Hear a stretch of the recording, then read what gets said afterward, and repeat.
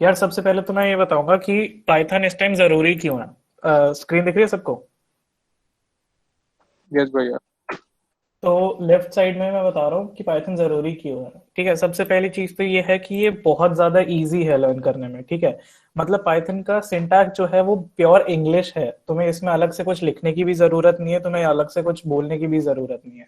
तो बहुत ज्यादा इजी है, और जिसको प्रोग्रामिंग भी नहीं आती ना, जिसका कोई टेक्निकल बैकग्राउंड ही नहीं है, वो भी इसको बहुत इजीली पाइथन को इम्प्लीमेंट कर सकता है। दूसरी बात, पाइथन को लॉन्च हुए हुए 30 से ज्यादा इयर्स हो चुके हैं, तो इतनी ज्यादा बड़ी कम्युनिटी है पाइथन की कि तुमने स्टैक ओवरफ्लो का नाम सुना है कभी? यस भैया यस सब। सर, सुना है सुना सुना हाँ, है। बहुत बार। सब राइट। प्रॉब्लम गूगल में फेंक देता हूँ, आ जाता है हाँ, स्टैक ओवरफ्लो। तो स्टैक ओवरफ्लो एक कम्युनिटी है बहुत सारे डेवलपर्स की। ठीक है, तो वो इसलिए है क्योंकि पाइथन 30 से भी ज्यादा इयर्स पुराना है, तो बहुत सारे लोग हैं जो पाइथन यूज करते हैं। उसके बाद तीसरा पॉइंट है कि उसमें इतनी सारी लाइब्रेरीज होती हैं जो हमारा काम लिटरली 10% कर देती हैं। अगर तुम लोगों ने वो लगाई होगी जो मैंने इंट्रोडक्शन टू फील्ड्स की ली थी वर्कशॉप, उसमें मैंने दिखाया था कि एक बहुत बड़ा कोड लिटरली 60 लाइन्स का बन गया था इन लाइब्रेरीज की हेल्प से। ठीक है, मैटप्लॉटलिब एक लाइब्रेरी होती है जो यूज होती है ग्राफ्स या फिर प्लॉट्स, मतलब प्लॉट करने में, कोई भी डेटा है हमारे पास, वो प्लॉट करना है तो उसके लिए हम मैटप्लॉटलिब यूज करेंगे। जो numpy है वो मैथमेटिकल डेटा स्टोर करने के लिए होती है, मतलब इंफॉर्मेशन स्टोर करने के लिए एक्चुअली। जो pandas लाइब्रेरी है, इसमें हम उस जो भी हम एक्सेल शीट है या फिर सीएसवी फाइल है उस पर बहुत सारे फंक्शंस यूज कर सकते हैं। तो इसकी मतलब ये 4 एग्जाम्पल हैं। 4,000 से भी ज्यादा लाइब्रेरीज अवेलेबल है पाइथन की, तो जो हमारा काम होगा उसको, उसके लिए पक्का कोई ना कोई एक लाइब्रेरी जरूर एग्जिस्ट करती है। ठीक है, और पाइथन का फिर वाइड यूजेज है कि पाइथन मोबाइल एप्लीकेशंस बनाने में भी काम आती है, डेस्कटॉप एप्लीकेशंस में भी काम आती है, वेब डेवलपमेंट में, हार्डवेयर में। और इनफैक्ट पाइथन का ये है कि एक बार आपको पाइथन का सिंटैक्स और पाइथन की वर्किंग आ गई ना, तो उसके बाद तो आपने सिंपल ये लाइब्रेरीज उठानी है, उसके बाद उसमें कोई काम ही नहीं है, सीधा मॉड्यूल उठाओ और उसके जो भी फंक्शंस है वो यूज कर लो। तो पाइथन आनी इसलिए जरूरी है कि ये मतलब फील्ड इंडिपेंडेंट है, कि आपको बस पाइथन आ गई तो आप किसी भी फील्ड में एकदम से स्विच कर सकते हो। कि मैंने वेब डेवलपमेंट शुरू करी पाइथन में, मेरे को मजा नहीं आया, मैं डेस्कटॉप एप्लीकेशन पे शिफ्ट हो गया, मेरे को उसमें मजा नहीं आया तो मैं मोबाइल एप्लीकेशन में शिफ्ट हो गया। तो उसमें एक कॉन्टिन्यूटी रहती है कि मेरे को लैंग्वेजेस चेंज करने की जरूरत नहीं पड़ रही है, वरना लोग एक बार जब किसी एक लैंग्वेज को बहुत ज्यादा यूज कर लेते हैं तो शिफ्ट करने में थोड़ी बहुत मुश्किलें आती हैं। ठीक है, उसके बाद बिग डेटा।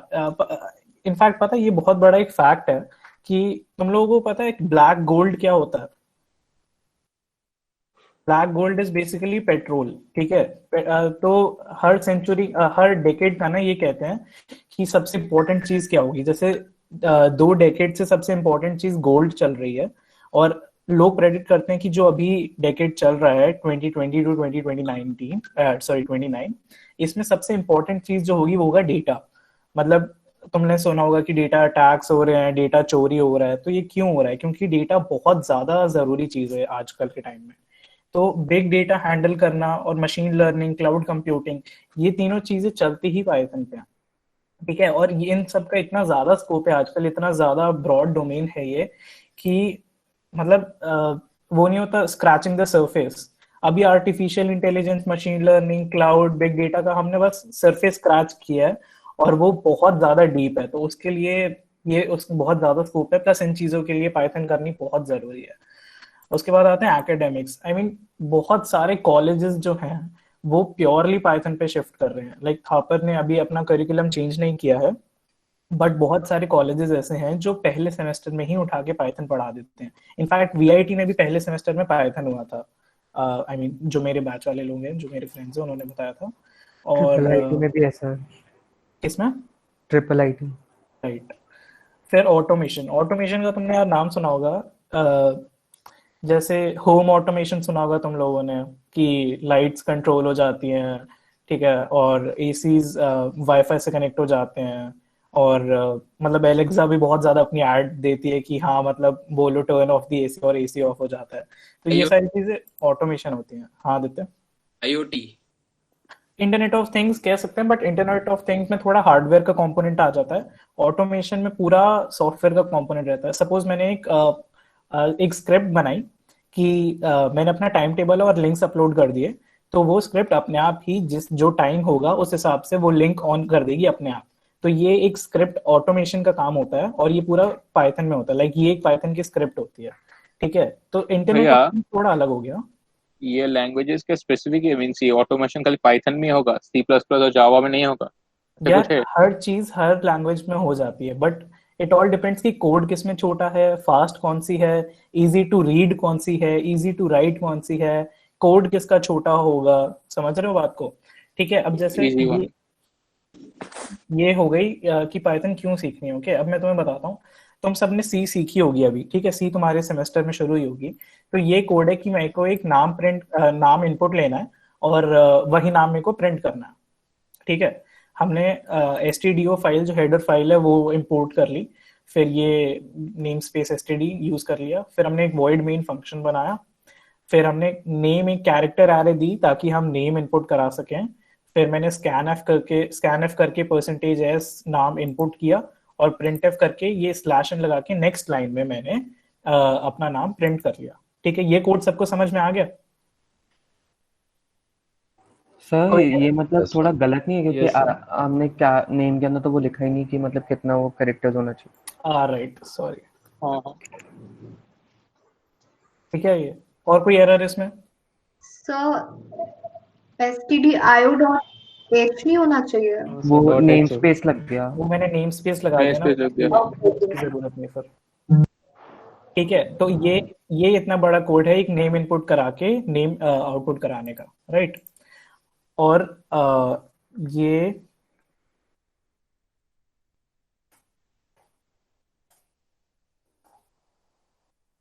ठीक है, ये कोड है पाइथन में नेम इनपुट करा के नेम आउटपुट कराने का। ठीक है, तो कोड बहुत छोटा हो गया। ये सिंपल इंग्लिश है कि मैंने कोई एक हेडर फाइल्स नहीं लगेगा? नहीं, इसमें कुछ नहीं होता, कुछ भी नहीं होता, सिर्फ ये 2 लाइंस आएंगी। वो ओके, तो अब यार अब मैं किसी ऐसे बंदे को बुलाऊं, सपोज मैं किसी केमिकल के बंदे को बुलाऊं और पढ़ूं, उससे पूछूं कि ये क्या है, तो उसको समझ में आ जाएगा कि एक्स को कुछ इनपुट दिया है और फिर एक्स को प्रिंट करा लिया। ठीक है, तो नॉन प्रोग्रामर्स भी इसको रीड कर सकते हैं, तो इतना इजी कोड होता है इसका। ओके, तो अब मैंने तुम्हें बता दिया कि पाइथन क्यों सीखनी चाहिए। अब मैं बताता हूँ कि पाइथन कैसे सीखनी है। ओके, तो सबसे पहले तो ना, एक सेकंड रुको।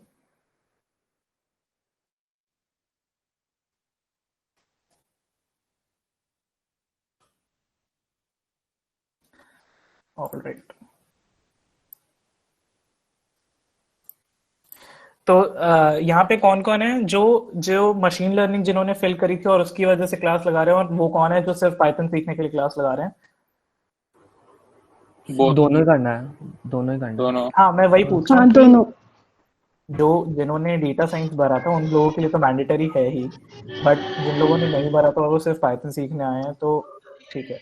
यार बहुत लोगों ने ना पहले से पाइथन 3.8 डाउनलोड करके रखा हुआ होगा, बट हमें 3.7 डाउनलोड करना है, क्योंकि 3.8 में बहुत सारी ऐसी लाइब्रेरीज हैं जो अभी सपोर्ट नहीं करती हैं 3.8 को। इनफैक्ट अब पाइथन 3.9 भी आ चुका है, लेकिन मैं फिर भी बोलूंगा पाइथन 3.7 करो। तो जिन्होंने अभी तक नहीं किया है, पहले इस वेबसाइट पे चले जाओ, python.org। स्क्रीन विजिबल है ना?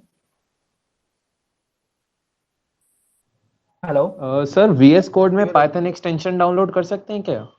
यार कर सकते हैं, बट अभी मैं बताऊंगा कि हमें पाइचान भी यूज करना है, तो बेटर है कि सिस्टम पे ही इंस्टॉल कर लो। Okay sir. सर तो एक बार पाइथन का एक बार वर्जन दोबारा बता दीजिए। 3.7। 3.7। 3.7 ठीक है। तो अब तुम python.org पे जाओगे, तो यहाँ पे डाउनलोड्स में आएगा view the full list of downloads. ठीक है, इस पे क्लिक कर लेना, और नीचे रिलीजेस होंगी बहुत सारे पाइथन वर्जन। तो यहाँ पे पाइथन 3.7.9 है, उसको डाउनलोड कर लो अपने हिसाब से, मैक या और एक बार विंडोज। 3.7 बोला राइट? 3.7, यस। ओके। एक एम्बेडेड फाइल है और एक एग्जीक्यूटेबल फाइल है। Executable file exe। Executable installer. ये करके इंस्टॉल करके चैट बॉक्स में डन लिख दो ताकि मेरे को पता चल जाए किस किस का इंस्टॉल हो चुका है। ये हो गया ना? अब अपने सिस्टम पे कमांड प्रॉम्प्ट खोल लो। इंस्टॉल तो हो गया बट कुछ खुला नहीं। वो कुछ नहीं खोलेगा, वो बस इंस्टॉल हो गया, खत्म बात।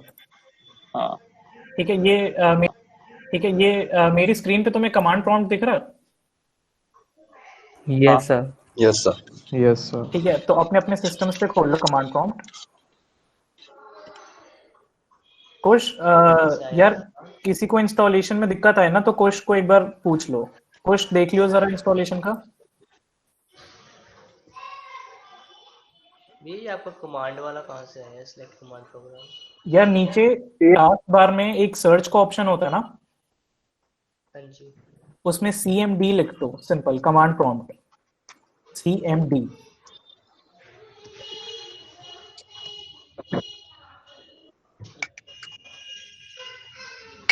लेकिन अभी भी एडमिनिस्ट्रेटर बोला है। डायरेक्टली कमांड प्रॉम्प्ट लिखो।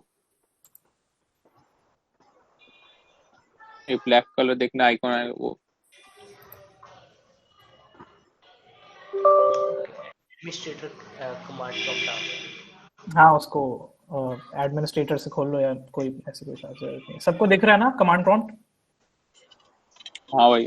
यस तो बोलिए। जिसका इंस्टॉल हो गया ना, उससे सिंपल लिखो Python 3। Sorry, Python just a minute, Python 3 लिखो। एक सेकंड, सिंपल पाइथन लिखो। पाइथन 3 लिखोगे तो वो विंडोज स्टोर में ले जाएगा तुम्हें और बोलेगा आपका जैसे दिखा रहा है 3.79 टैग्स v हाँ 3.7। राइट। तो अभी हमने डाउनलोड किया है ना, और जो हमने पाइथन लिखा है तो इसको हम कहते हैं कमांड लाइन इंटरफेस। तो कमांड प्रॉम्प्ट पे हम लाइन बाय लाइन इसको कमांड्स दे रहे हैं, तो ये इसको कहते हैं कमांड लाइन इंटरफेस। सपोज मैंने सिंपली x = 5 लिखा, ठीक है, और मैंने एंटर कर दिया, तो अब वो x यहाँ इक्वल टू एक डैश होता है। यहाँ सॉरी इक्वल टू एक डैश होता है। लाइक आप तो इक्वल टू को एक डैश दे रहा है तब से। यार वो इक्वल टू ही है आई गेस। देखो उस दिख नहीं, अब दिख रहा है? ओके ओके ओके, हम लोग को मतलब डैश दिख रहा था। हाँ वो समझ गया था मैं। गाइस साइज और बढ़ाऊं क्या? अब ठीक है ठीक है ठीक है। ठीक है, तो x = Now 5 it's दिया okay. मैंने, और x वेरिएबल में 5 स्टोर हो गया। तो अब मैं सिंपली अगर लिखूंगा प्रिंट x, तो वो उसी कमांड को सीधा लेकर 5 को इनपुट आउटपुट करा देगा।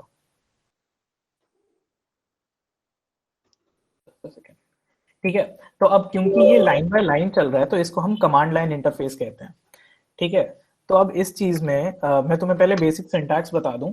इसमें कुछ नहीं करना होता है, कोई डेटा टाइप डिक्लेयर नहीं करना होता है। सपोज मैंने x = 5 लिखा, तो उसने ऑटोमेटिकली डिटेक्ट कर लिया कि x जो है वो हमारा इंटीजर है।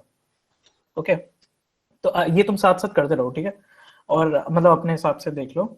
और x = अगर मैं सिंपली, अच्छा पाइथन में सिंगल कोट और डबल कोट दोनों सेम होते हैं, कुछ भी यूज कर सकते हो तुम। अगर मैं x = ये करके पाइथन लिखूं और y = ऐसे करके पाइथन लिखूं, तो ये दोनों सेम है। ठीक है, x भी प्रिंट होगा और y भी प्रिंट होगा। और दूसरी बात ये है कि पाइथन में सबसे इंपॉर्टेंट चीज जो है वो इंडेंटेशन है। ठीक है, अब रजत कुछ कह रहा था तू? No sir. ओके, तो पाइथन में सबसे जरूरी चीज जो है वो इंडेंटेशन है। अब जैसे सपोज हमें C++ में बताना होता है कि cout x करने के बाद हम जो ये सेमीकोलन लगा देते हैं ना, इस सेमीकोलन से हमें कंपाइलर को पता चल जाता है कि यहाँ पे लाइन एंड हो गई है, इसके आगे हमें इस लाइन में नहीं देखना है। पर क्योंकि पाइथन में सेमीकोलन का कोई यूज नहीं होता है, ठीक है, सेमीकोलन की कोई औकात नहीं होती है पाइथन में, तो हमें इसलिए इंडेंटेशन का बहुत ध्यान रखना पड़ता है। अब सपोज मैंने प्रिंट करवाया, सेकेंड, ठीक है, अब मैंने सपोज यहाँ पे डायरेक्टली पाइथन प्रिंट करा दिया। ठीक है, तो इसमें अगर हम C में करते तो हमें %s लिखना पड़ता स्ट्रिंग के लिए, बट क्योंकि इसमें डेटा टाइप्स कुछ का कोई रोल नहीं होता है तो इसलिए हम सीधा यहाँ पे प्रिंट करवा सकते हैं। अब जो वेरिएबल्स होते हैं, हम वेरिएबल्स में कोई भी वैल्यू स्टोर कर सकते हैं, लाइक 10.2 स्टोर कर दी मैंने एक में और बी में स्टोर कर दी 5, ठीक है। तो अब यूजुअली अगर हम ये चीज सेम चीज सी में करते और a प्लस बी लिखते तो वो एरर थ्रो कर देता, क्योंकि a जो है हमारा वो फ्लोट टाइप का है और जो b है वो इंटीजर टाइप का है। बट इसमें वो ऐसा कोई एरर थ्रो नहीं करेगा, वो उसको बस नंबर की तरह पढ़ता है कि हाँ नंबर है और हमें उनका सम चाहिए, ठीक है। और सेम चीज जो है वो स्ट्रिंग्स के साथ होती है। सपोज मैंने कोई स्ट्रिंग ली x, उसमें दिया पाइथन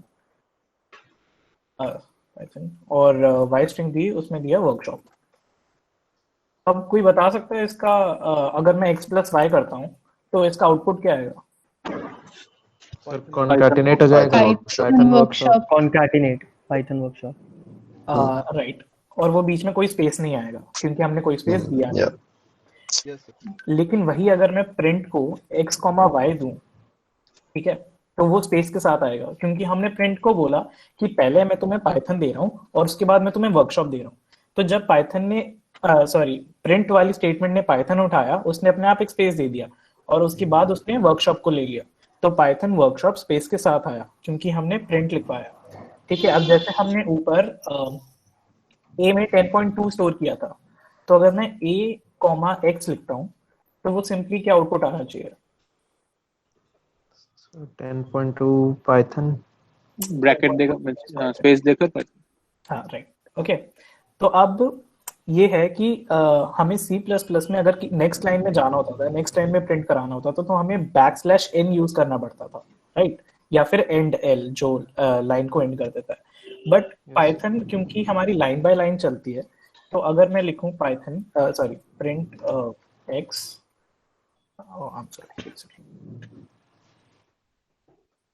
जुपिटर में करवाते हैं एक बार यार मैं बेसिक करा के जुपिटर में शिफ्ट कर रहा हूँ, ठीक है।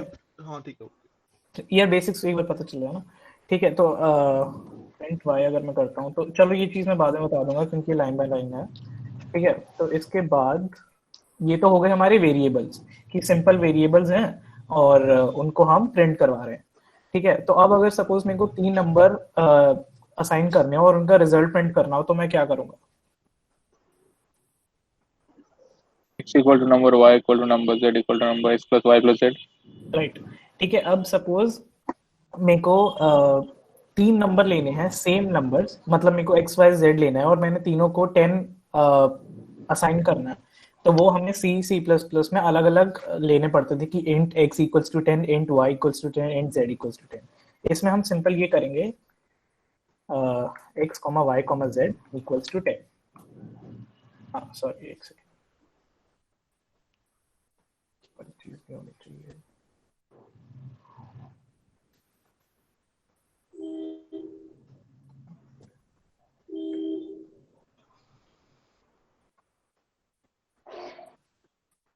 ठीक है, वो इसमें नहीं चलेगी कमांड लाइन में, ठीक है। अच्छा, अब मैं तुम्हें इनपुट का बताता हूँ। सपोज मुझे कोई एक नंबर इनपुट कराना है और मैं यहाँ पे लिखता हूँ इनपुट सिंपल इनपुट। तो ये मेरे को पूछेगा कि क्या इनपुट, तो सपोज मैंने दिया 4, तो a में 4 स्टोर हो गया सिंपल इनपुट से, ठीक है।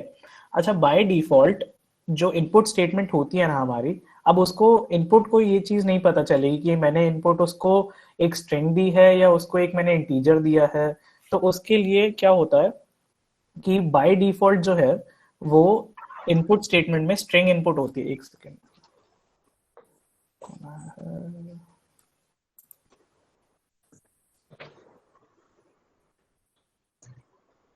ठीक है। तो बाय डिफॉल्ट a में इनपुट जो है वो स्ट्रिंग स्टोर होती है। तो सपोज अगर मैं लिखूं प्रिंट a इंटू 3, ठीक है, तो ये क्या होना चाहिए, इसका आउटपुट क्या आना चाहिए?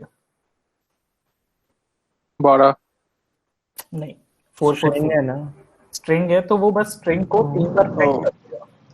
ए का एस कोड लेगा, क्या? ए का एस्काई कोड लेगा? नहीं, ए का एस्काई कोड नहीं लेगा। मैंने जब ए को बोला कि इनपुट कराओ कुछ और इनपुट में मैंने 4 दिया, तो इनपुट स्टेटमेंट बाय डिफॉल्ट उसको स्ट्रिंग बना के ए को दे देगी। तो ए टेक्निकली ये नहीं होगा, ए टेक्निकली ये होगा। ओके, समझ आई ये चीज? इंट इनपुट करके 4 बन जाएगा ना। तो अब सपोज मैंने इनपुट करा ली ये चीज कुछ भी, 4*3 मतलब 4 हुआ, अरे नहीं, यहाँ पे जो ए है उसको स्ट्रिंग की तरह रिएक्ट कर रहा है, मतलब तो उसको स्ट्रिंग 4 की तरह एक्ट 3 कर रहा है, तो इसका मतलब। हुआ, ये पूछ रहा हूँ मैं। मैं कह रहा हूँ कि सपोज हमने ये जो स्टेटमेंट है ना a इक्वल्स टू इनपुट और 4, तो ये इसको ऐसे ट्रीट कर रहा है, ठीक है। तो अगर मैं ये लिखूंगा और फिर मैं a इंटू 3 बोलूंगा तो वो तो 4 को 3 बार प्रिंट करेगा ना, ठीक है, ठीक है। बट वही अगर मैं इनपुट स्टेटमेंट से पहले इनपुट सपोज मैंने कर लिया, ठीक है, अब मैं कह रहा हूँ कि जो इनपुट आया है ना उसको तुम इंटीजर बना दो, ठीक है। अब मैं यहाँ पे 4 स्टोर करूंगा तो ए में क्या जाएगा, इंटीजर 4 या फिर स्ट्रिंग 4? इंटीजर 4। Integer integer. अब उसने 4 इंटू 3 12 दे दिया, क्योंकि हमने बोल दिया था कि हाँ भाई ये इंटीजर है। सर मतलब टाइप कास्टिंग तरह की सॉर्ट ऑफ, हाँ मतलब सॉर्ट ऑफ क्या टाइप कास्टिंग की हो गई है। अर्श एक बार इनको ना टाइप दिखा दे, जो ऊपर वाला 4 था, ऊपर वाला ए था और नीचे वाला ए था, उनकी टाइप प्रिंट करके दिखा दे। हाँ ठीक है, तो इसमें ना यार सिंपल सी चीज हम ये कर सकते हैं कि एक टाइप फंक्शन होता है, ठीक है। टाइप में हम ये पूछ सकते हैं कि कोई भी जो वेरिएबल है उसकी टाइप क्या है। तो सपोज मैंने टाइप ए लिखा तो अभी वो बता देगा क्लास इंटीजर, क्योंकि अभी मैं उसको ए इंट बोल चुका हूँ। बट वहीं अगर मैं बी इनपुट कराऊं कुछ और उसमें मैं 12.3 डाल दूं और फिर मैं बी का टाइप देखूं तो क्या होना चाहिए? स्ट्रिंग। यस, स्ट्रिंग, ठीक है। ये चीज हो गई इनपुट की। उसके बाद इनपुट में हम सेम चलेगा। सपोज मैंने ए में इनपुट कराया कुछ कि हेलो, और बी में इनपुट कराया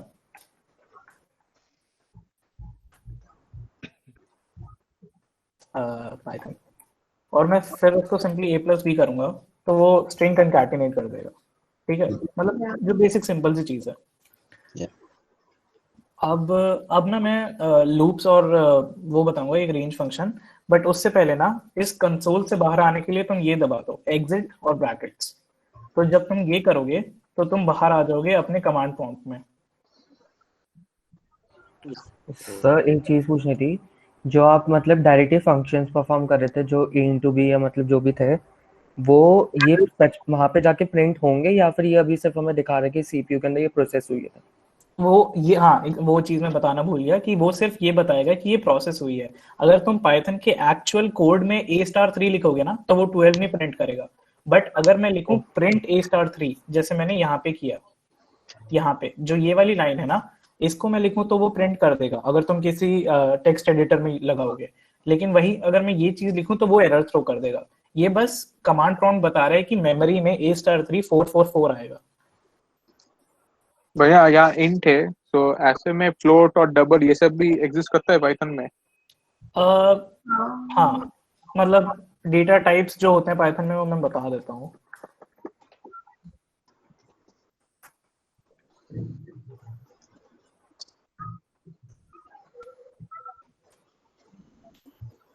आई मीन इंट और इंटीजर और फ्लोट तो होता ही है, बट ऐसे डबल इंटीजर डबल इंटीजर ये सब नहीं होता।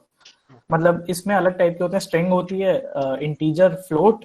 अच्छा, इसमें कॉम्प्लेक्स नंबर्स होते हैं तो इसमें चार, सॉरी कैरेक्टर चार नहीं, कैरेक्टर नहीं होता, उसकी जगह सिंपल स्ट्रिंग होता है, str। मींस पाइथन में सब कुछ स्ट्रिंग है, नॉट डिफॉल्ट में। या राइट, ठीक है। उसके बाद ना यार अब मैं तुम्हें बताता हूँ कि एक तुमने देखा होगा इंस्टॉल करते हुए एक वर्ड आया होगा पिप,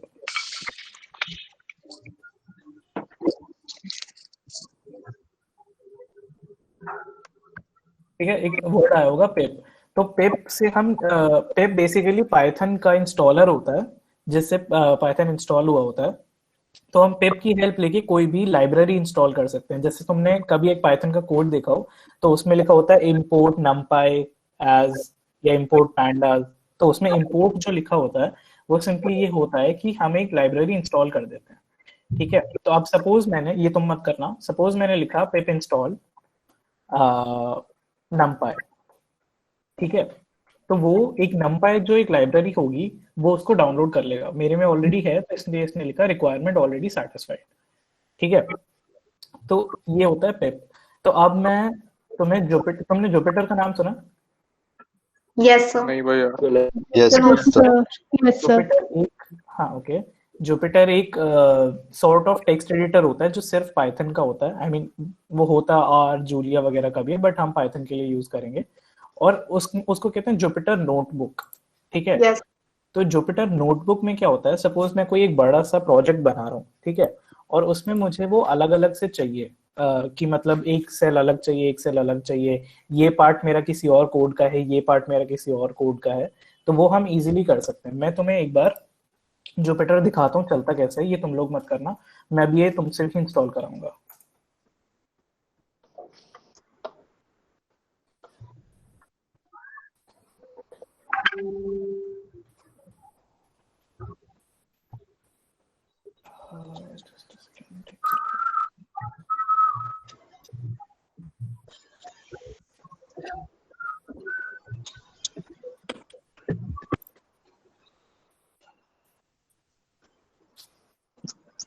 ठीक है, ये जो तुम्हें सामने दिख रहा है ये होता है जुपिटर नोटबुक, ठीक है। सपोज मैं इसको नाम दे देता हूँ वर्कशॉप। अब यहाँ पे ना यार, ये तुम्हारा दोनों वेज काम करता है। ये तुम्हारा कमांड लाइन भी है और इसको तुम एज अ पूरा प्रोजेक्ट भी बना सकते हो। सपोज मैंने यहाँ पे लिखा x इक्वल्स टू 5 और प्रिंट x, ठीक है। तो अब इसको रन करते हैं हम इससे, या तो इससे रन कर लो या फिर सिंपल शिफ्ट प्लस एंटर। तो अब इसमें ये फायदा होता है कि इसको ना, अब सपोज मैंने याद है पहले बोला था कि मैंने x को 5 दिया, y को मैंने 10.2 दिया, एक्स्ट्रा साइज बड़ा कर दो। दिख रहा है? हाँ ठीक है, मैंने y को 10.2 दिया और मेरे को सिंपल प्रिंट करवाना है x प्लस वाई।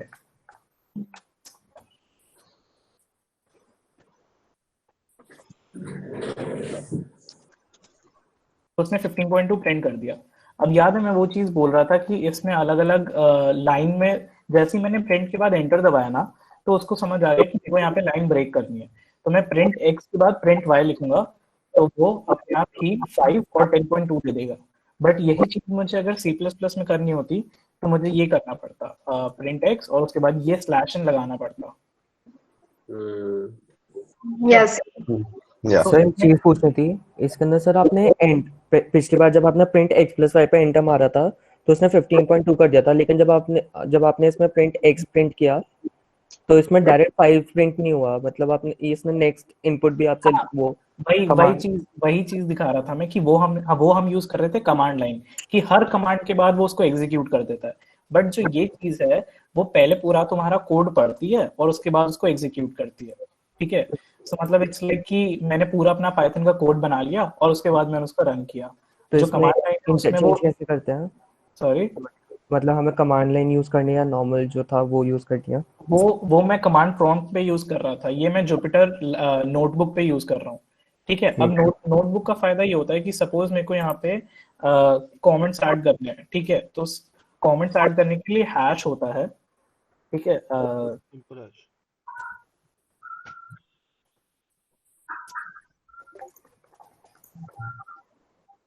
तो अब जैसे मैंने यहाँ पे कमेंट्स ऐड किए और सिंपल कुछ भी x equal to 5x print करा लिया, ठीक है।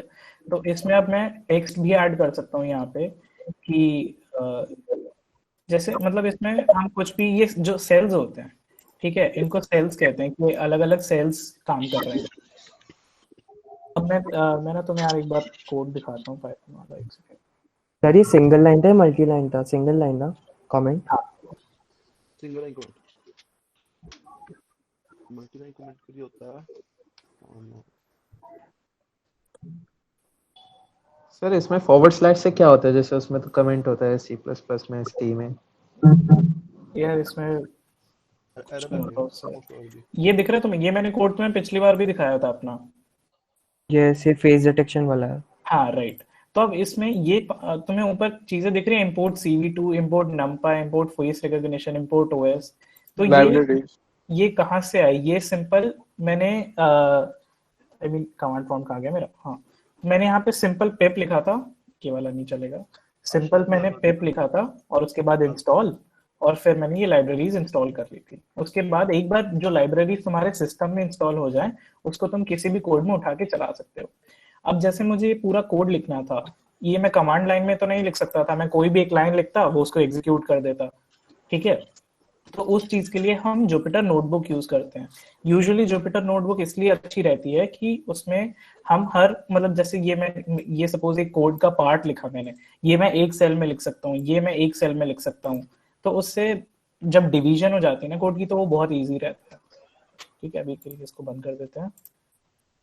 तो जो मुझसे पूछ रहे थे कि मैंने ये आईडी इंस्टॉल किया हुआ है, ये टेक्स्ट एडिटर है, इन सबसे बेटर ये चीज है, मतलब ये तुम्हारे सिस्टम पे चलती है और कोई अलग से इसमें दिक्कत नहीं होती। प्लस कॉलेज में भी या माइक किसका बज रहा है, हाँ, तो कॉलेज में भी यूजुअली जो भी टीचर्स होते हैं वो सब जुपिटर नोटबुक यूज करते हैं। प्लस हमें असाइनमेंट्स भी ऐसे ही सबमिट करने होते हैं, सो ये बेटर है कि अगर तुम ये चीज सीख जाओ, ठीक है। तो अब मैं बताता हूँ कि ये इंस्टॉल कैसे करनी है। तुम उससे पाइथन वाले कंसोल से बाहर आ गए ये लिख के? हाँ जी आ गए। Yes sir. हाँ एग्जिट लिख के, हाँ।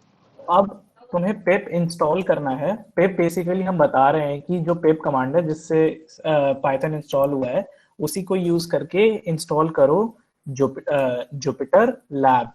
जुपिटर इज द कंपनी जिसने ये नोटबुक बनाई है।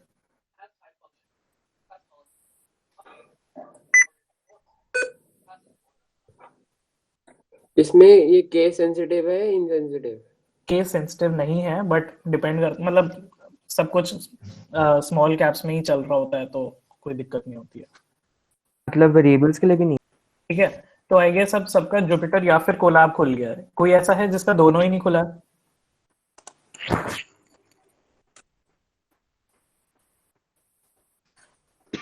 गाइस बता दो वरना फिर तुम्हें दिक्कत ना आए आगे।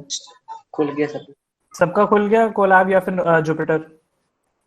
हाँ भैया। Yes sir. जी खुल गया। ये कंटिन्यू करो।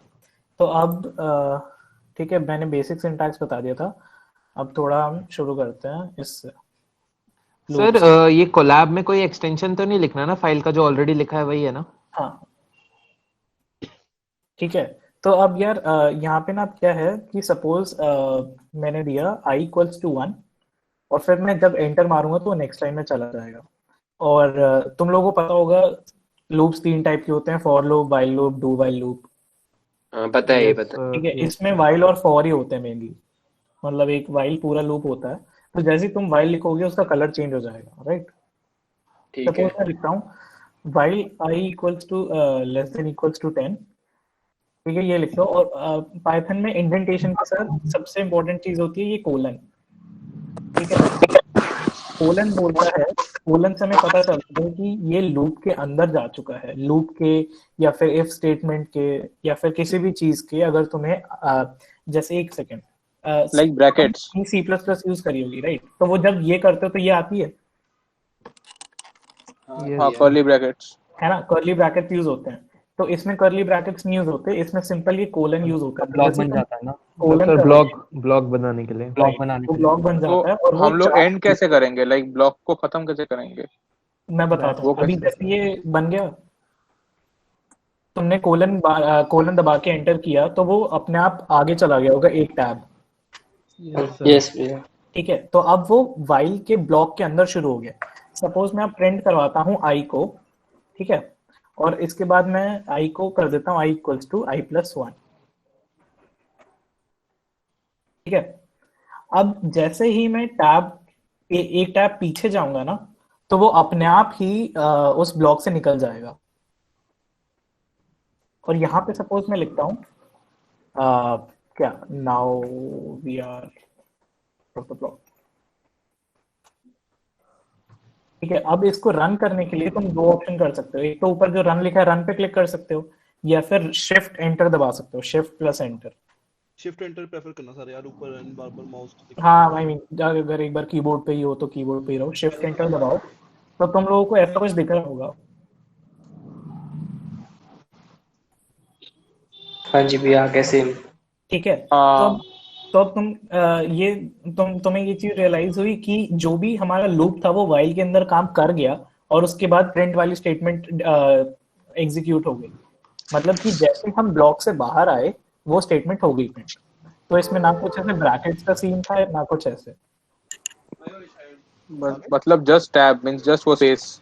या मतलब टैब अगर कभी कभार नहीं भी आता है ना तो खुद टैब डाल दिया करो, क्योंकि इंडेंटेशन बहुत जरूरी है ब्लॉक वाइज चलने के लिए।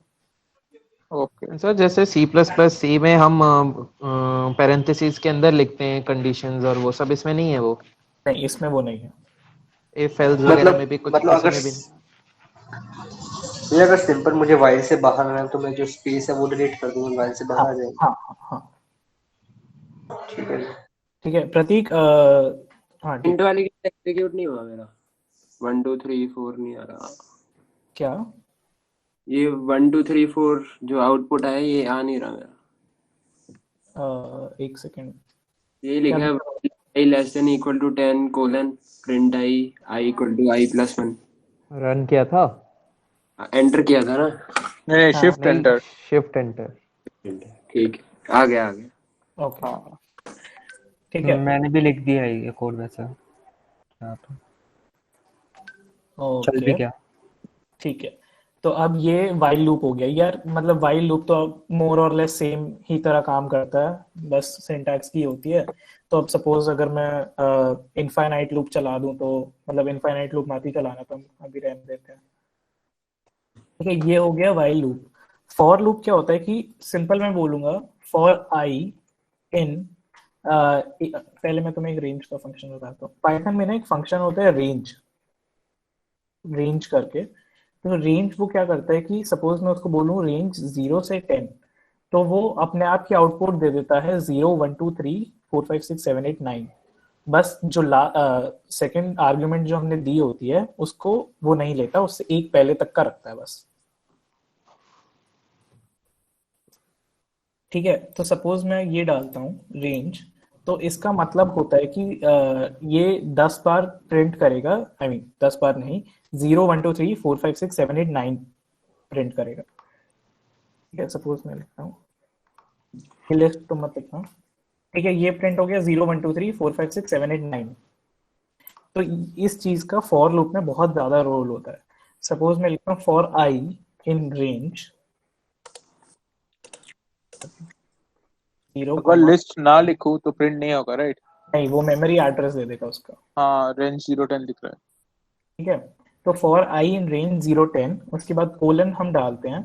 और सपोज तुम्हारे कोलन डालने के बाद कर्सर टैब आई मीन आगे मूव नहीं करता, तो तुम उसको अपने आप ही एक टैब आगे कर दो ताकि तुम्हारा ब्लॉक मेंटेन रहे। ये थोड़ा देखना पड़ता है पाइथन में, इंडेंटेशन बहुत जरूरी होती है। और मैं सिंपली लिखता हूँ प्रिंट एक्स, सॉरी आई। ठीक है, और मैं उसको एंटर कर देता हूँ, तो वो ऐसे प्रिंट हो जाता है। अच्छा, हाँ अब हाँ। तुम लोग ये देख रहे हो भैया कि मुझे पूछना था कि जो आपने आई की कमांड पहले दी थी वो भी चल जाती है, कि दोबारा से कमांड देनी पड़ती है? मतलब आई एन जो आप कर रहे हो, हाँ ये हाँ हाँ, तीसरी बार, वो हो जाता ये एक ही प्रोग्राम चल रहा है अभी तक?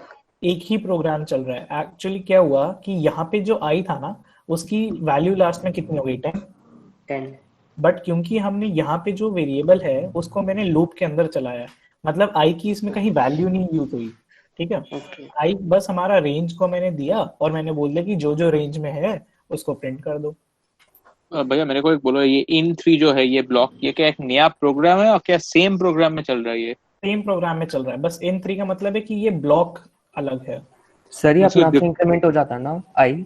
देखने का हाँ डिफरेंस है और कुछ नहीं है, राइट? हाँ राइट, एक काम करते हैं, मैं तुम्हें दिखाता हूँ। मैंने इस वाले ब्लॉक में एंटर किया x इक्वल्स टू 10, और फिर मैंने नए ब्लॉक में प्रिंट x करा दिया।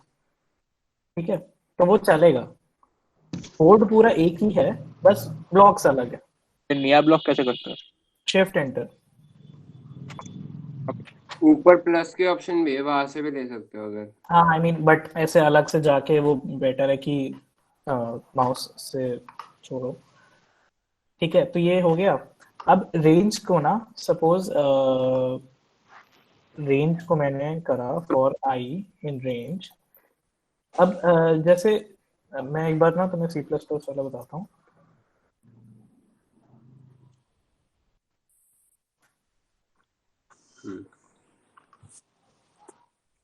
ठीक ठीक है, ये तुम्हारा सी में कोड, सी सी प्लस प्लस में कोड है एक लूप को चलाने का 0 से लेकर 10 तक, सॉरी 9 तक। ठीक है, तो ये जो चीज है बस इसी को हम ऐसे लिख सकते हैं, for I in range 0,10।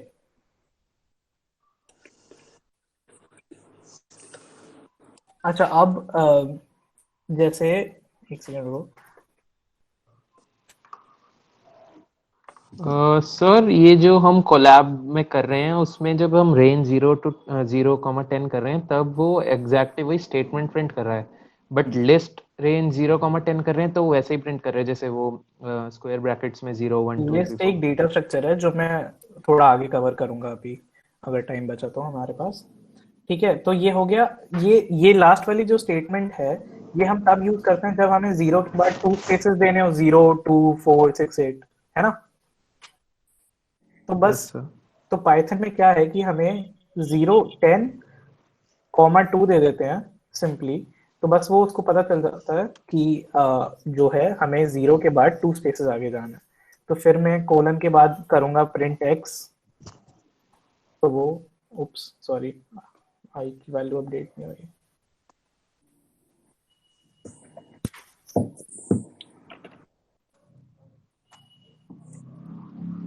O sorry, वो एक्स डाल दिया था मैंने, प्रिंट एक्स। ठीक है, तो 0, 2, 4, 6, 8। ठीक है, और उसने 10 नहीं किया क्योंकि जो हमारा ये वाला आर्ग्यूमेंट होता है वो उससे एक पीछे ही रहता है। ठीक है, अब अगर मैं बोलूं फॉर आई रेंज 0,10, -1, तो क्या होगा? 1 डिक्रीमेंट हो जाएगा वो हर बारी। आउटपुट क्या आएगा? Infinite loop. सॉरी आवाज नहीं आई मेरे को। Sir infinite loop infinite loop में चला जाएगा। नहीं, बेसिकली जब मैं 0,10 के बाद 2 लिखता हूँ तो वो 0, 2, 4, 6, 8 करता है। तो 0, 10 के बाद अगर मैं -1 लिखूंगा तो क्या होगा? सर लास्ट से स्टार्टिंग तक आएगा। 10 से फिर वो 0 तक। कुछ भी नहीं होगा, एरर आएगा क्योंकि वो 0 से -1 चला जाएगा, लेकिन हमारी रेंज ही 0 से 10 है, तो वो आउट ऑफ रेंज चला गया, और आउट ऑफ रेंज में उसको पता ही नहीं कि करना क्या है। कुछ आया ही नहीं, शिफ्ट एंटर प्रेस किया, कुछ आया ही नहीं, हाँ, नेक्स्ट क्योंकि लाइन में चला गया। वो एरर है, वो कुछ मतलब इट्स लाइक कि आउट ऑफ रेंज दे रहे हो भाई, तो मैं क्या ही प्रिंट कर दूंगा। ठीक है, सॉर्ट ऑफ दैट।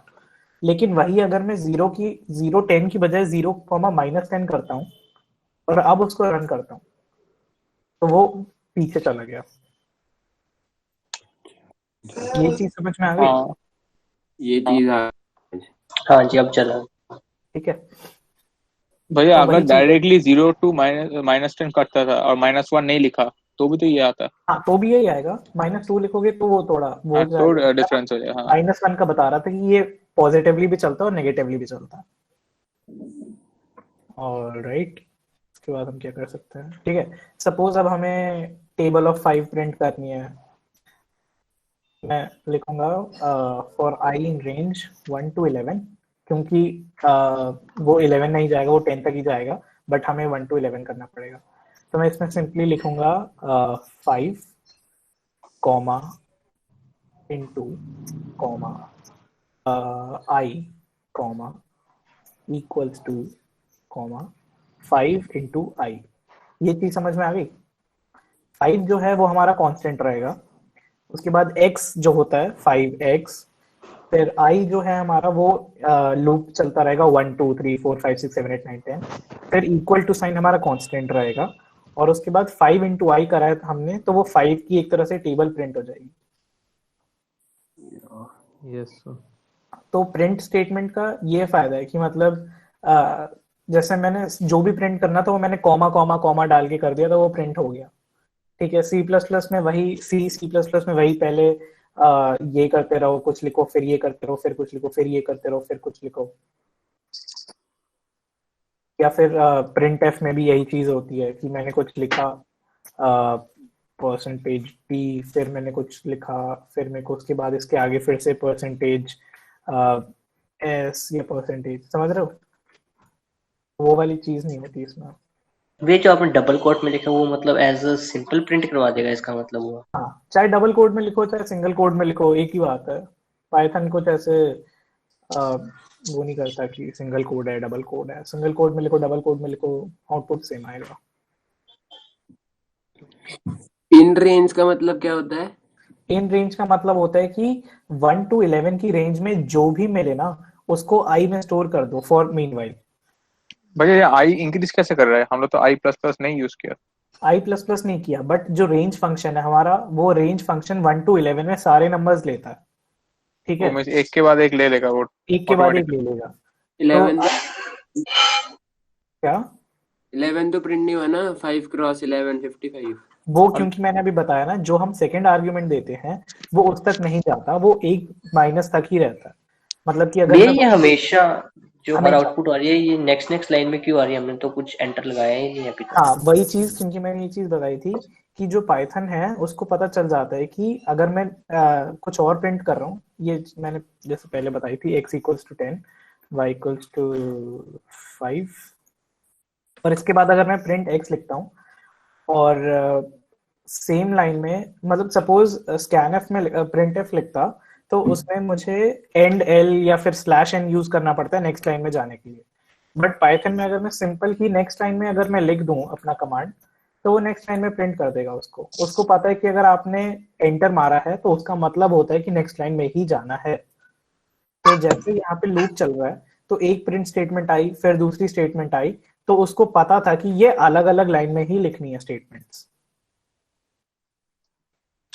बट अगर हमें ये एक ही लाइन में लिखवानी हो फिर क्या करेंगे? एक सेकेंड, एक ही लाइन में लिखवानी हो तो इसका एक अलग से फंक्शन होता है। उसको हम सिंपली ये लिख सकते हैं कि इनफैक्ट मतलब दो चीजें कर सकते हैं। या तो मैंने प्रिंट एक्स के बाद सिंपल लिख दूं print y, sorry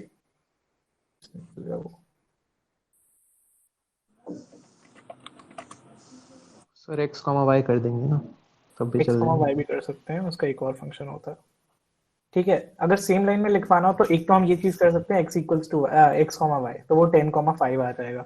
but suppose बहुत चीजें ऐसी होती हैं कि जो हम एक साथ नहीं लिख सकते, राइट? तो हम उसमें ये कर सकते हैं कि हम लिख दें print x equal print x, और एंड में मुझे एक स्पेस नहीं चाहिए, मुझे बस एक मतलब एंड ऑफ द लाइन नहीं चाहिए, लाइन के एंड में मुझे बस एक वो चाहिए, स्पेस, ठीक है? तो इसके बाद अगर मैं प्रिंट y लिखता हूँ तो वो 10,5 देगा। बाय डिफॉल्ट क्या होता है, प्रिंट स्टेटमेंट के बाद वो एक एंटर दे देता है। बट अगर मैं लिख दूं कि एंड जब आ रहा है तो तुम एंड एंटर मत करो, सिंपल एक स्पेस दे दो, तो वो 10 स्पेस 5 दे देगा।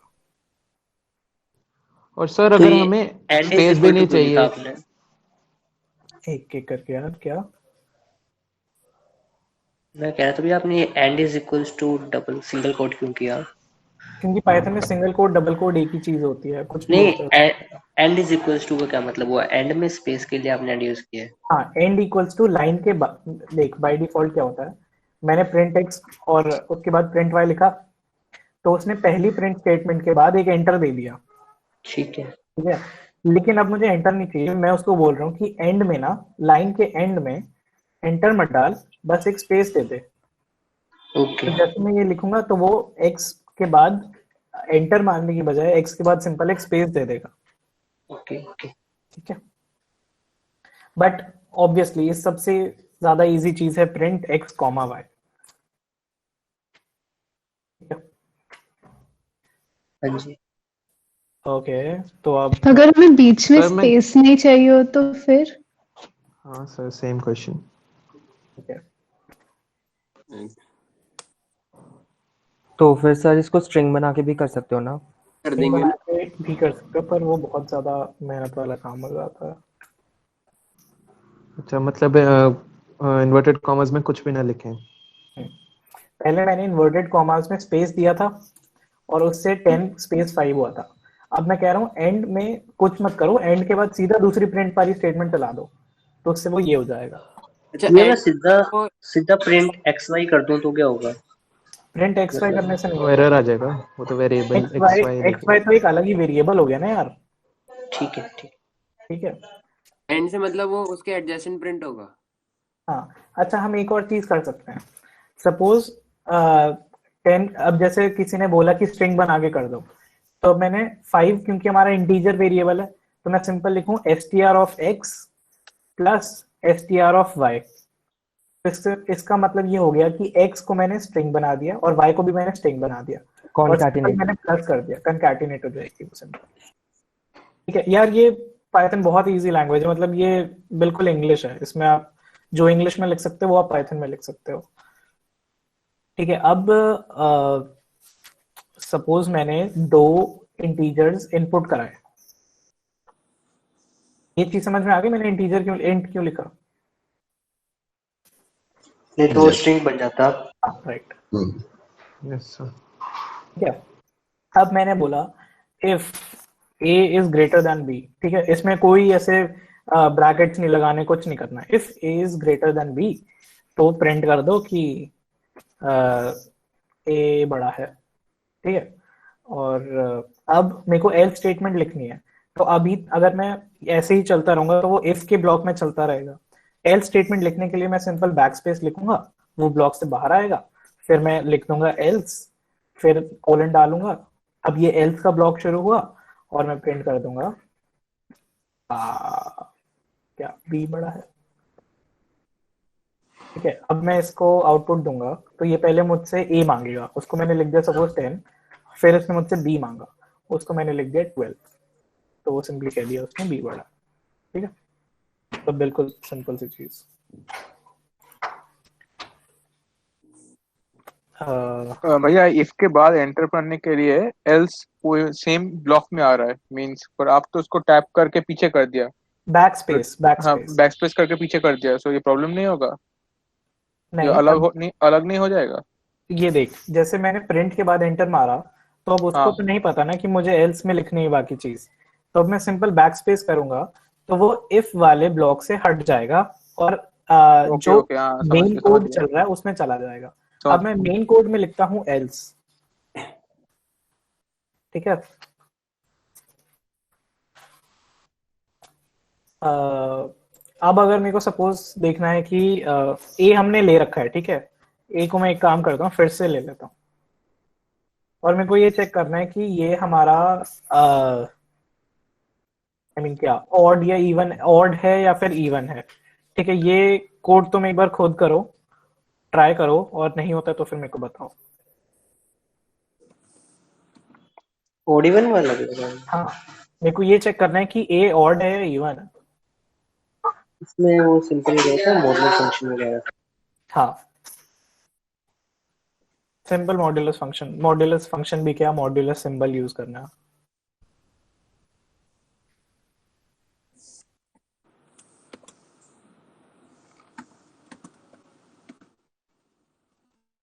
बीएस में इक्वल्स टू 0 लिखेंगे, इक्वल्स टू 0 लिखेंगे simple? Simple equals to 0। Okay, यहाँ इक्वल्स नहीं होता।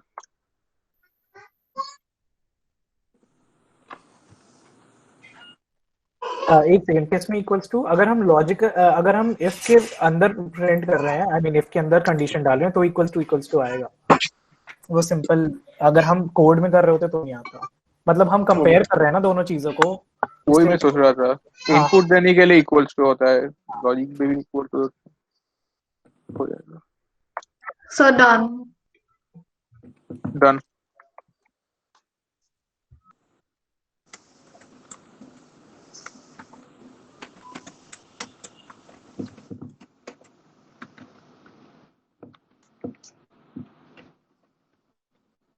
मेरे यहाँ पर इनवैलिड सिंटैक्स आ गए हैं। Sir done. इनवैलिड सिंटैक्स किसका है? मेरा आ रहा था, लेकिन मैं अब कोड लिखता हूँ और देखना कि तुमने सेम किया है या फिर कुछ गलत किया है। ओके। मेरे को जो पाइथन का सबसे अच्छा लगा कुछ डाटा टाइप कुछ नहीं देना पड़ रहा है। राइट।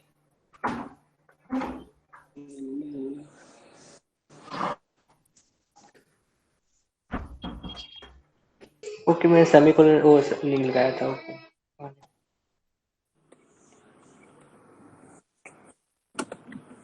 आई गेस ये सबका हो गया होगा। Yes sir. ठीक है। यस अच्छा, अब पाइथन की एक और चीज ये है कि हम सिंपल सीधा स्ट्रिंग्स को भी कंपेयर कर सकते हैं।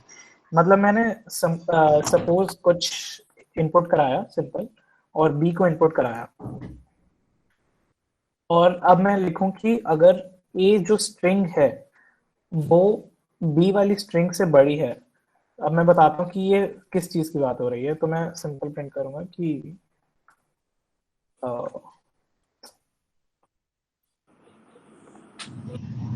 ठीक है। अब इसमें तीन चीजें आएंगी, स्ट्रिंग इक्वल हो सकती है, स्ट्रिंग बड़ी हो सकती है, स्ट्रिंग छोटी हो सकती है। तो उसके लिए हम एलिफ यूज करेंगे। एल्सिफ होता है ना, तो यहाँ पे सिंपल एलिफ होता है। एलसी यूज करते हैं ना। अगर मल्टीपल एफ यूज करने हो तो ओके, एल्सिफ की जगह एलिफ। हाँ, एल्सिफ की जगह सिंपल एलिफ।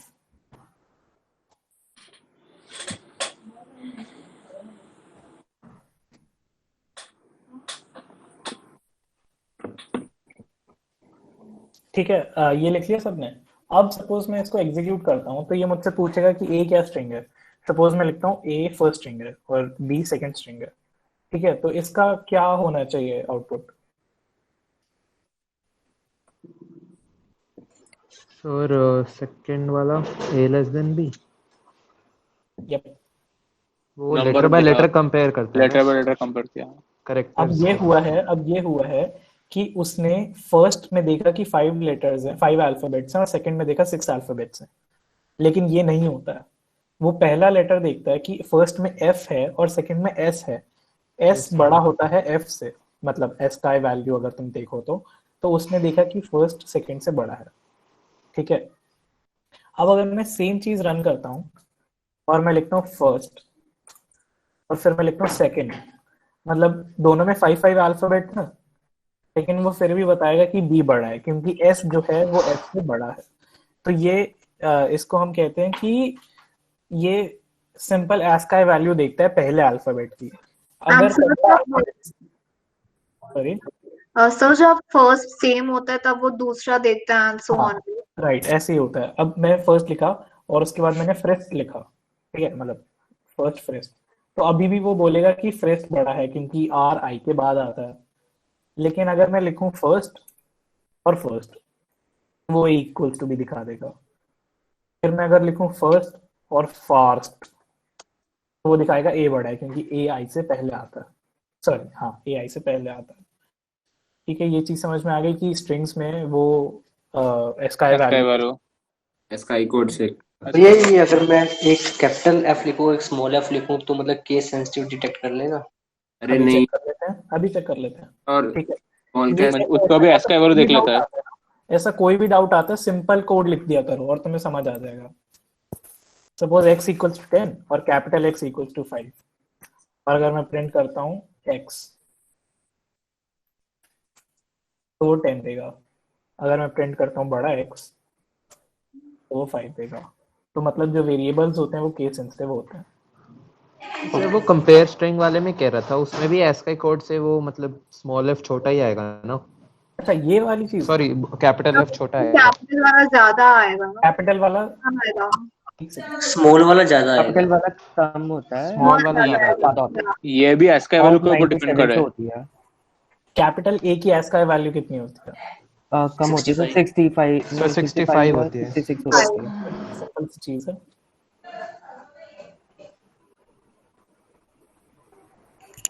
स्मॉल की 97 होती है, कैपिटल की 65 है। यस, ओके, सिंपल सी चीज है। ठीक है, अब कितना टाइम है हमारे पास? हम लोगों को जाना है अभी और कंटिन्यू कर सकते हैं? कर लो कंटिन्यू।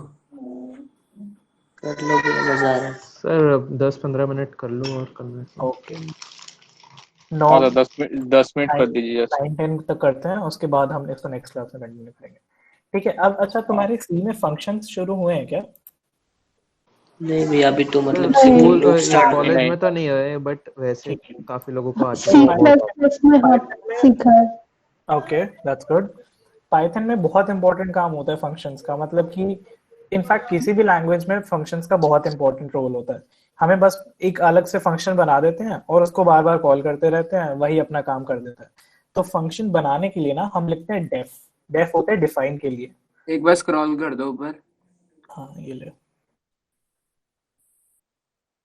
और ऊपर करूँ क्या? हाँ जी ऊपर।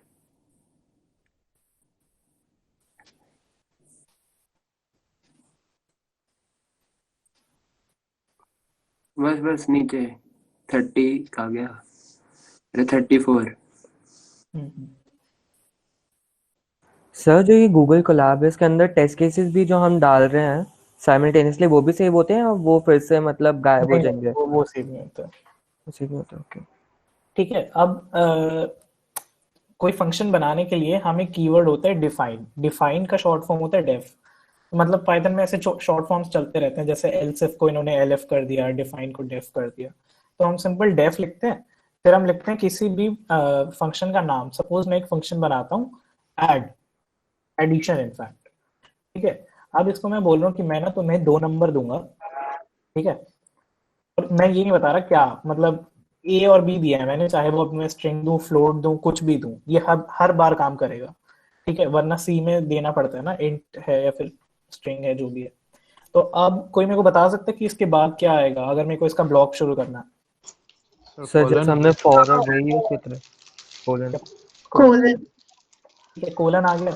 अब 2 चीजें हो सकती हैं, या तो मैं लिखूं एक नए वेरिएबल में c equal to a plus b, और फिर मैं c को रिटर्न करा लूं। अच्छा, रिटर्न स्टेटमेंट, या जो कुछ कोई खा रहा है प्लीज रुक जाओ 2 मिनट। भैया एक चीज पूछना है, ये फंक्शन एडिशन किया क्यों? डायरेक्टली तो एडिशन कर सकते हो। यार ये तो बहुत बेसिक चीज है, बाकी चीजों के लिए तो फंक्शन बनाने पड़ेंगे ना, अगर तो कोई बड़ा प्रोजेक्ट बना रहा है या कुछ भी बना रहा है। या एक ही सपोज मेरे को 50 पेयर्स हैं, 50 पेयर्स हैं नंबर्स के, वो ऐड करने हैं, तो तू 50 पर थोड़ी लिखता रहेगा यार। भैया मैं रिटर्न सी की जगह रिटर्न ए प्लस बी कर दूंगा तो भी चल जाएगा? भाई वही मैं कह रहा हूँ कि 2 हाँ चीजें वो भी चल जाएगा। Equals to return a plus b और फिर रिटर्न सी। अब जैसे ही हमने रिटर्न स्टेटमेंट दी, तुम देखोगे कि वो अपने आप ही कोड वाली लाइन में चला गया।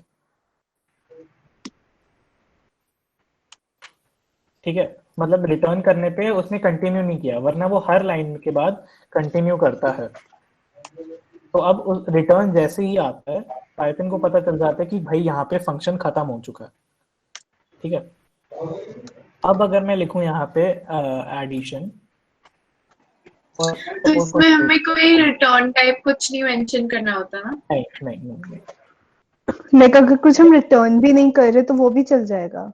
हाँ, वो जैसे void फंक्शंस होते हैं, void हाँ। main, int main या फिर string या कुछ भी होता है, तो अगर कुछ ना भी रिटर्न करूं तो भी चल जाएगा। लिखा क्यों? वो इसलिए क्योंकि अभी हमें रिटर्न चाहिए ना। ओके। ठीक है, और मैं ये चीज प्रिंट करा लेता हूँ, प्रिंट एडिशन 10,20। ये सिंपल 30 दिखा दिया, बट यही चीज अगर मैं ये सी को छोड़ो, रिटर्न ए प्लस बी कर दूं, ठीक है, और ये कर दूं। अब सपोज मेरे को ये लाइन मैंने सपोज कॉपी कर ली, ठीक है, और फिर मैं इसको पेस्ट पर जा रहा हूँ और इसको कर दो 20, 30, 40, 50। आपने 2 बार के पीछे ब्रैकेट्स लगाई हुई हैं। यार जो अंदर वाली है ये एडिशन है, ठीक है, एडिशन फंक्शन कॉल किया है मैंने, और उसमें मैंने 2 नंबर्स दिए हैं 60 और 20।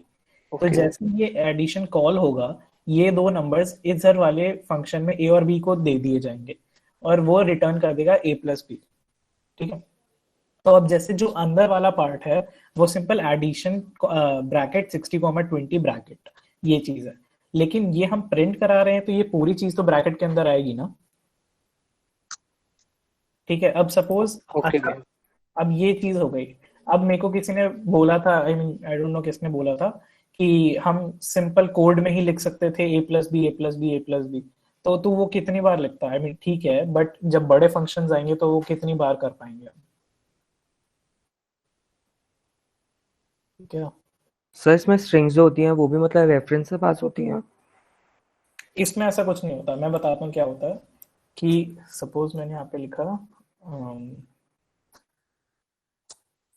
string equals to a, फिर यहाँ पे मैंने लिख दिया और क्या डिफाइन स्ट्रिंग वन, यहाँ पे मैंने a दे दिया। अच्छा मैंने तुम्हें वो नहीं दिखाया ना शुक्रिया, सॉरी यार। पाइथन की ना एक बहुत बढ़िया चीज होती है।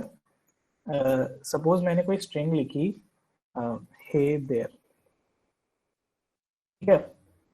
अब मेरे को हे देयर में से थोड़ा थोड़ा पार्ट उठाना है किसी भी चीज का। तो ये ना क्या करता है, तुम लोगों ने अभी तक एरे नहीं पढ़ा होगा ना? सर पता है C++ से, मतलब हमको पता कॉलेज है में बट शुरू करवाया। ठीक है, पता है तो मीन्स ओवर से पता है। वो क्या करता है, स्ट्रिंग को ना एक तरह से एक सॉर्ट ऑफ लिस्ट स्टोर करता है अलग अलग उसकी। जैसे वो स्ट्रिंग में पहले स्टोर करेगा कैपिटल एच, फिर स्मॉल ई, फिर स्मॉल वाई, फिर स्पेस, फिर कैपिटल टी, स्मॉल एच, ऐसे करके।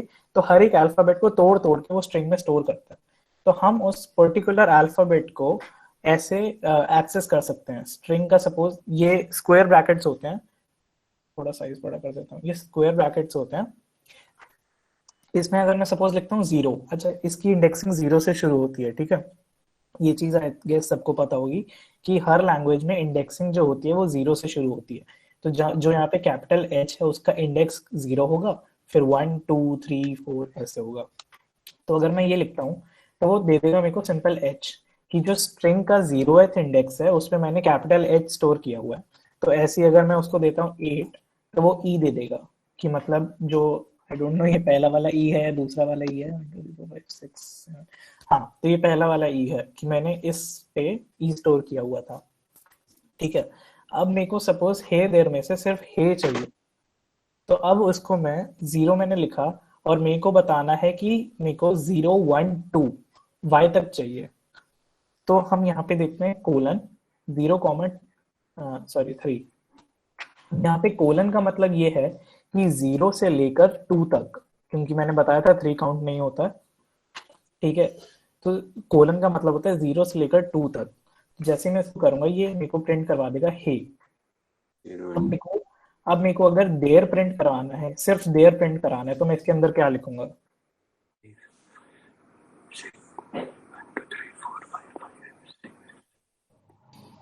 सर 5 5:10 कोलन 5:10 कोलन सो 4 होगा। 4 पे तो है ना। 4 सर ये कोलन नहीं, वाला जो था zero ये से आप एक शुरू बार है ना। रिपीट कर दोगे? थोड़ा अनस्टेबल था नेट। हेलो, हाँ मेरा नेट अनस्टेबल था, तो फिर आप वो कर दोगे, फिर से कोलन वाली चीज बता दोगे? हाँ मैं कोलन कह रहा हूँ सेलेक्ट होती है, बस 0 से लेके शुरू होता है और लास्ट नंबर से जस्ट पहले वाला एक हो जाता है एग्जीक्यूट। सपोज मेरे को हे प्रिंट करना है तो मैं 0:3 लिखूंगा। उससे क्या होगा कि 0th इंडेक्सिंग से शुरू होगा और 3 इंडेक्सिंग से एक पहले तक वो रुक जाएगा। तो 0 1 2 हे आ गया। तो अब यही चीज में अगर मेरे को सिर्फ देर समझ गया। प्रिंट करनी है तो मैं क्या लिखूंगा? तो फिर आप सर लिखोगे 5 और फिर जाओगे 4 to 10 5 नहीं 10, होगा, 5 to 10 4 होगा। 4 to 10 4 to 10 4 होगा क्योंकि इंडेक्सिंग 0 से शुरू होती है, प्लस हम ये 4 स्पेस हाँ। का तो नहीं लेता है ना, स्पेस को तो नहीं लेते हम लोग, मिडिल स्पेस का को भी स्पेस को। मारते हैं, स्पेस को वही भी तो। मारते हैं। अगर यही चीज मैं 3 से लिखूंगा तो वो आएगा स्पेस देयर। तुम्हें दिख नहीं रहा होगा स्पेस, हाँ तो ऐसे आएगा वो, ठीक है। अब सेम चीज हे देयर मेरे को अच्छा अगर मैं सिंपल ये लिख देता हूँ 0 कोलन और खाली, उसके आगे मैं कुछ नहीं लिखता हूँ, तो उसका मतलब होता है कि मैं आगे वाले सारे लेटर्स कह रहा हूँ। वहीं अगर मैं 2 से लिख दूं 2 कोलन खाली, तो उसका मतलब होता है कि मैं 2 से लेकर सारे कैरेक्टर्स मांग रहा हूँ। और यही चीज सेम ये होती है कि अगर मैं पहले खाली कोलन 5 लिख दूं तो वो कहेगा पहले सारे से लेकर 5 तक, 4 तक। हाँ सॉरी 4 तक, राइट। ठीक है, तो अब हम अगर लोग मैं तो ये एक चीज पूछनी थी, ये जो आपने 5 लिखा है तो 4 तक प्रिंट हो रहा है ना? हाँ 0 1 2 3 4 ठीक है, तो कौन कौन सी लैंग्वेजेस में होता है ऐसा? सारी लैंग्वेजेस में इंडेक्सिंग 0 से शुरू होती है। नहीं, जैसे 5 तो 4 तक प्रिंट हो रहा है, तो ये जैसे जावा में होता है वो, नहीं, ये सिर्फ पाइथन में होता है। और एसक्यूएल में भी ऐसा कुछ होता था ना? हाँ एसक्यूएल में भी होता है। ठीक है। ठीक है, तो अब अगर मैं सिंपल कोलन लिख दूं तो कोलन का मतलब है कि पूरी स्टार्टिंग से लेकर पूरी लास्ट, मतलब पूरी ही स्ट्रिंग हो गई एक तरह से। ठीक है, अब अगर मैं लिखता हूँ 0 से लेकर पूरी लेंथ, सपोज करें लिख देता हूँ, और फिर मैं लिखता हूँ 2, इससे क्या प्रिंट आउट होगा? सर दो दो मतलब ऑल्टरनेट सर लेटर्स प्रिंट 0 से होंगे। ऑल्टरनेट टू छोड़ के आएगा। So HYT, yes. Alternate letters आएंगे। हाँ करेक्ट। अच्छा, सृष्टि कुछ कह रहे थे तुम? वही कहती हूँ कि HYT आएगा। अब अगर मेरे को हे देयर रिवर्स में प्रिंट करनी हो तो मैं क्या लिखूंगा? सर -1 से कर सकते हैं। नहीं चला ये। नहीं सर, ये नहीं। 10 से 0 10 10 0, -1। हाँ इस चीज का मतलब समझ में आया तुम्हें? इस समझ गए सर। हाँ आगे। Start point and point of steps.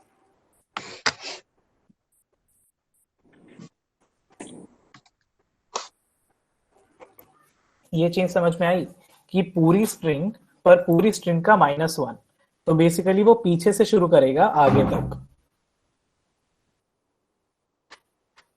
ये यहाँ पे अगर मैं 10 से 0 करता हूँ तो एच नहीं आता ना? 10 से 0 करेगा तो वो 1 तक रुक जाएगा ना। क्योंकि वो 0 एक्सक्लूड करेगा ना, तो -1 तक करना पड़ेगा यहाँ पे। Yup. अब जैसे मैंने प्रिंट तो स्ट्रिंग 0 लिखा था, -10 तक भी तो जा सकता है। सॉरी -1 से -10 तक भी तो जा सकता है, वो लास्ट वो मैं बताता हूँ। सपोज जैसे मैंने प्रिंट स्ट्रिंग 0 किया था तो उसने एच प्रिंट किया था, तो अब मैं 0 की जगह -1 डालूंगा तो वो क्या प्रिंट करेगा? Last character. Exclamation mark. तो अब मैं -1 -2 -3 लिखता हूँ, तो वो जो लास्ट वो पोजीशन होती है ना वो उठा लेता है। 0th कैरेक्टर हमारा पहला हो गया, फिर 0 1 2, बट अगर हम पीछे जाते हैं तो वो यहाँ से -1 -2 -3 -4 ऐसे कर लेता है। अब जैसे -1 -2 लिखा मैंने तो उससे छोटा ई आया। ठीक है, तो इसी तरह जैसे जैसे अभी ये बोला था कि हम 0 से अगर -10 लिखें, सॉरी -10 से 0 लिखे अगर हम,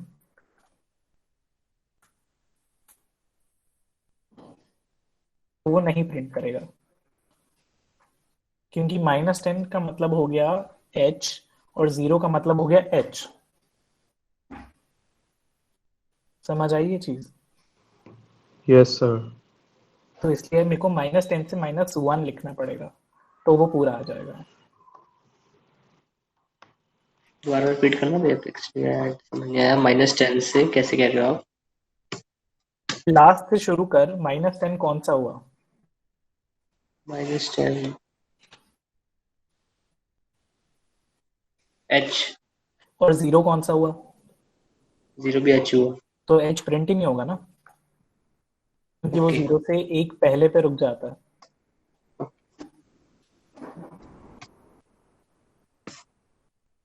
ठीक है, ये चीज हो गई। अब अगर सेम चीज मैं एक फंक्शन बना के करूं, ठीक है, सपोज मैंने एक फंक्शन बनाया रिवर्स, और उसमें मैंने कोई भी एक स्ट्रिंग डाल दी और मैंने रिटर्न करवा दिया। अच्छा, रिटर्न में क्या लिखूंगा?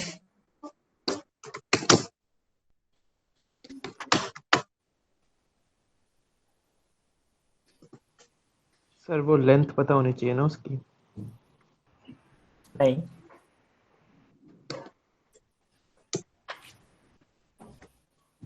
सर वो भी कर सकते हैं -1 से फिर सेमी कॉलन डाल के। सपोज मैंने लिखा x कोलन कोलन और -1 और मैंने प्रिंट करवाया कोई काम कर रहा है तू स्ट्रिंग सामने का वहाँ पे अभी नीचे ना यूट्यूब चलाना है देता हूँ ना उसमें यूट्यूब की ना ठीक है। तो ये रिवर्स हेलो हो गया और अगर मैं करता हूँ तो ये ओ हेलो जो भी होता है ये ओ एल ए जो भी है। तो अब रिवर्स में अगर ये सेम कोड हमें सी या C++ में लिखना होता तो हमें पूरी उसकी लेंथ पता करनी होती, फिर उनको स्वैप करना होता वगैरह वगैरह। इसमें हमने सिर्फ ये यूज किया कि हमने x की पूरी स्ट्रिंग लिखी पर उसको -1 से वो रिप्लेस कर दिया। तो बेसिकली वो सारा कुछ लिखेगा पर पीछे से। ये चीज समझ में आ गई? Yes sir. ठीक है। अब सपोज मेरे को भैया खत्म कब होगा? जब तुम बोलो यार कर देते हैं फिर आज खत्म, फिर इसको नेक्स्ट मजा आ रहा है। कंटिन्यू कर लेंगे। नेक्स्ट क्लास में मेरे को बता देना नेक्स्ट क्लास कब रखनी है। नेक्स्ट क्लास में मैं ये फंक्शंस खत्म करके फिर डेटा स्ट्रक्चर्स शुरू करूंगा। ये सर सैटरडे संडे कर लेना क्योंकि सैटरडे संडे ऑफ है दोनों इस बार। आगे से शुरू करना है नेक्स्ट टाइम से। सो वीकेंड के बाद हो सकता है कभी? वो मैं हाँ, so पोल डाल दूंगा weekend के जिसको बाद जो देख टाइम लेना। फीजिबल लगेगा वो बता देना मेरे को। प्लस सॉरी गाइस आज थोड़ा ज्यादा टाइम लग गया इंस्टॉलेशन वगैरह में। आई थिंक मेरे को ये पहले से करवा के रख लेना चाहिए था तो आज ज्यादा कवर हो जाता।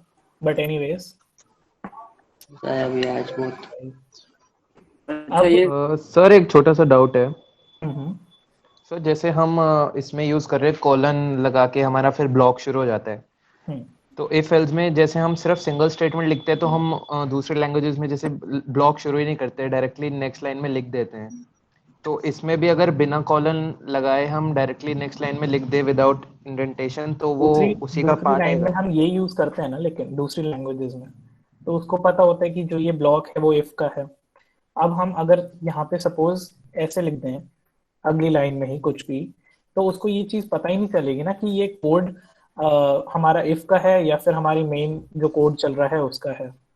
अब अगर हमें बताने की इफ अगर ये चीज होती है तो वो चीज बताने के लिए हमें कोलन लगा के उसका एक ब्लॉक शुरू करना पड़ेगा।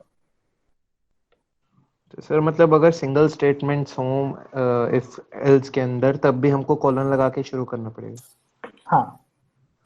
अच्छा। अब अगर मेरे को नेस्टेड बनाना है कि if x equals to 5 और if y is less than 10 तो ये चीज तुम्हें समझ में आई कि ये डबल इंडेंट हो गया, 2 टैब्स आगे हो गया। यस। ठीक है यार आज आई थिंक खत्म करते हैं यहीं पे।